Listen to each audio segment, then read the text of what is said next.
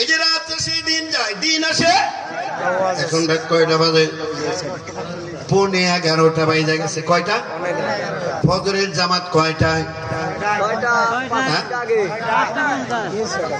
ফজরের জামাত কয়টায়? 5টা। তাহলে সূর্য উঠবো কয়টায়? একটু ভালো করে খেয়াল করেন। রাত আর দিনের এই যে আসা যাওয়া, এটা কত উপকারী জিনিস। 6টার সময় সূর্য ওঠার কথা, ঠিক কিনা? 6টা বেজে গেল তাও অন্ধকার, সূর্য কোনো খবর নাই। 7টা বেজে গেল তাও অন্ধকার, 10টা বেজে গেল তাও এরকম অন্ধকার, সূর্যের কোনো খবর। 12টা বেজে গেল তাও অন্ধকার, সূর্যের খবর নাই। এরকম করে আবার সন্ধ্যা 6টা বেজে গেছে কিন্তু সূর্য উঠে নাই। মানুষ চিন্তা করে ব্যাপার কি, রাত এত লম্বা হয় কে রে ভাই? 24 ঘন্টা যদি সূর্য না উঠে এরকম একটা রাত থাকে, সবাই দৌড়ে আমার দিনে চলে যায়। ধরে বলেন ঠিক কিনা? কিয়ামত মনে শুরু হয়ে গেল, সব মানুষ পাগল হয়ে যাবে, বেকারার হয়ে যাবে, বেচিন হয়ে যাবে। কেউ কাউরে মানবে না, কেউ কাউরে চিনবে না, কেউ কারো সম্পর্কে চিন্তা করবে না। পাগল হয়ে নিজের হাত নিজে কামড়াবে, নিজের চুল নিজে টানবে, নিজের কপালে নিজে চাপড়াতে থাকবে। আল্লাহ রাব্বুল আলামিন বলেন, ও আমার বান্দারা ভালো করে শোনো, আমি তোমাদের জন্য রাত দিছি ঘুমাইবার, দিন দিছি কামাইবার। জোরে কোন সুবহানাল্লাহ।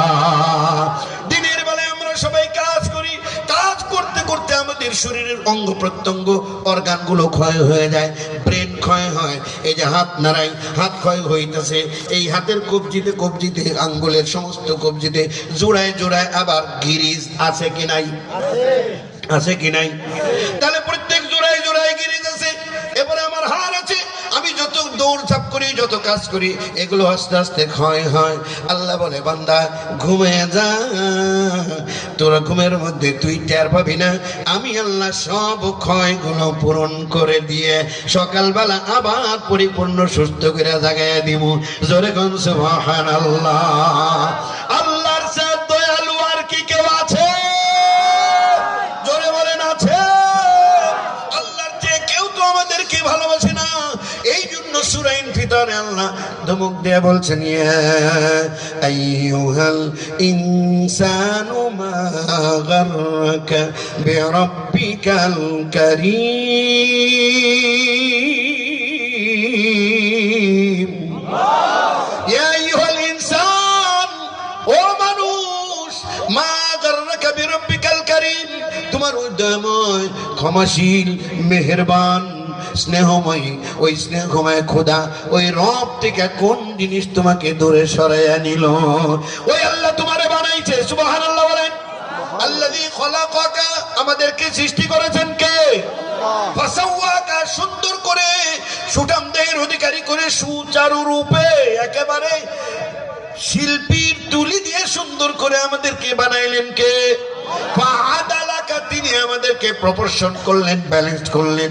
যেখানে যেটা অঙ্গ দরকার সেখানে সেটা সেট করে দিলেন। ফি আইয়ি সূরাতিন মা শাআ রাক্কাবাক। আল্লাহ রাব্বুল আলামিন বলে, আমি যাকে যে আকৃতিতে চেয়েছি তাকে সেই আকৃতি দিয়ে বানাইছি। জোরে কোন সুবহানাল্লাহ। এই যে এখন একটা চিন্তার আয়াত, ফি আইয়ি সূরাতিন মা শাআ রাক্কাবাক। আল্লাহ আপনাকে যেই আকৃতিতে চেয়েছেন ওই আকৃতিতেই সৃষ্টি করেছেন। নাকটা বোসা করছে কে? আল্লাহ।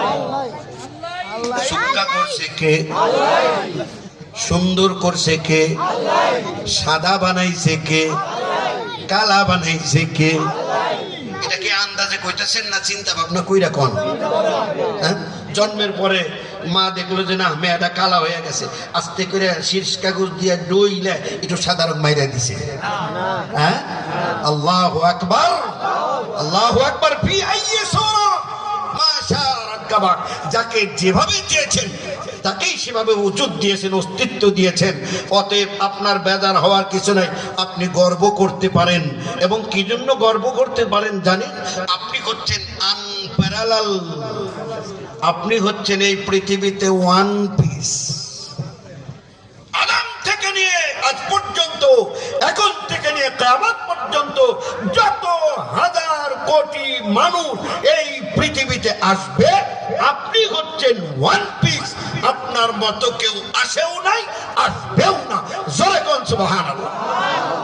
আমার মায়ের আল্লাহ যখন আপনাকে বানাইলো, বিভিন্ন ইট খোলায় ব্রিক ফিল্টে ইট বানায় না? এক এক খোলার মধ্যে 2 লাখ 3 লাখ ইট বানায় না? আরো অনেক বেশি বানায়, ঠিক কিনা? এই 3 লাখ ইট বানানোর জন্য ফর্মা লাগছে কয় লাখ? কি 3 লাখ ফর্মা লাগে নাকি? 3 লাখ। প্রত্যেক ইটের কি আলাদা ফর্মা? প্রত্যেক ইটের আলাদা ফর্মা নাই। আমার আল্লাহ রাব্বুল আলামিন আপনাকে আমাকে তৈরি করলেন, সুবহানাল্লাহ কোন।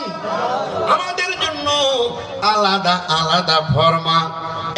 এক ফর্মা দিয়ে 2 জন আল্লাহ জীবনেও বানায় নাই। জোরে কোন সুবহানাল্লাহ। আল্লাহ প্রত্যেকটা ফর্মা আলাদা দিছে। এইটা বোঝার জন্য বর্তমান বিজ্ঞানের যুগে আমি আপনাদেরকে একটা কথা বলি, পরামর্শ দিই। যাদের হাতে অ্যান্ড্রয়েড সেট আছে, মোবাইল আছে, অ্যান্ড্রয়েড মোবাইল তো আপনারা ব্যবহার করেন কি করেন না?